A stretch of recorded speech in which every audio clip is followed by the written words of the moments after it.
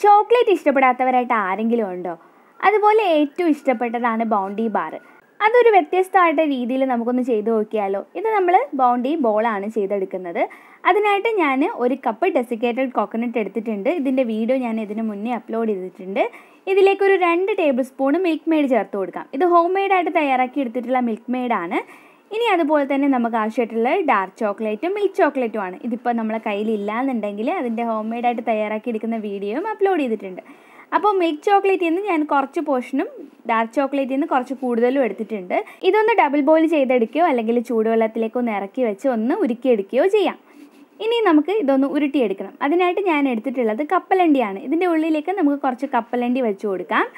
ഓരോ കപ്പലണ്ടിയായിട്ട് വെച്ച് കൊടുക്കാം. ഇല്ലെങ്കിൽ ഹേസൽ നട്ട്സ് ഉണ്ടെങ്കിൽ അത് വെച്ച് കൊടുക്കാം. ഇല്ലെങ്കിൽ ബദാം ഉണ്ടെങ്കിൽ അത് വെച്ച് കൊടുത്താലും മതിയാവും.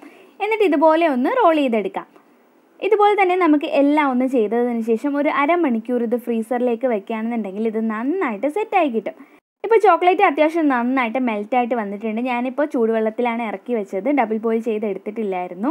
ഇനി ഇതിലേക്ക് കുറച്ച് പൊടിച്ച കപ്പലണ്ടിയോ അല്ലെങ്കിൽ നട്ട്സോ നിങ്ങൾക്ക് ഇഷ്ടമുള്ള ഇത് ചേർത്ത് കൊടുക്കാം.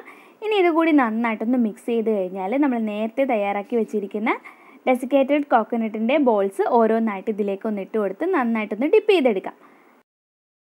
എല്ലാ ഭാഗത്തും കവർ ചെയ്യുന്ന രീതിയിൽ ഇതുപോലെ ഒന്ന് ചോക്ലേറ്റിൽ ഡിപ്പ് ചെയ്തതിന് ശേഷം ഇതുപോലെ ഓരോന്നായിട്ടെടുത്ത് മാറ്റി വയ്ക്കാം. അതുപോലെ തന്നെ നമുക്ക് എല്ലാം ചെയ്തെടുക്കാം. ഇത് 10-15 മിനിറ്റ് ഫ്രീസറിലോ ഫ്രിഡ്ജിലോ വെക്കുകയാണെന്നുണ്ടെങ്കിൽ നല്ല രീതിയിൽ ഇത് സെറ്റായി കിട്ടുന്നതായിരിക്കും. ഇത് സെറ്റാവുന്നതിന് മുന്നേ ആയിട്ട് കുറച്ച് നട്ട്സ് പൊടിച്ചതുണ്ടെങ്കിൽ ഇതിൻ്റെ മുകളിലായിട്ട് വേണമെങ്കിൽ ഇട്ട് കൊടുക്കാം.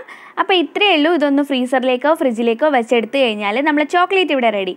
അപ്പോൾ എല്ലാവരും തന്നെ ട്രൈ ചെയ്ത് നോക്കണേ. നല്ല ടേസ്റ്റാണ് കഴിക്കാനായിട്ട്.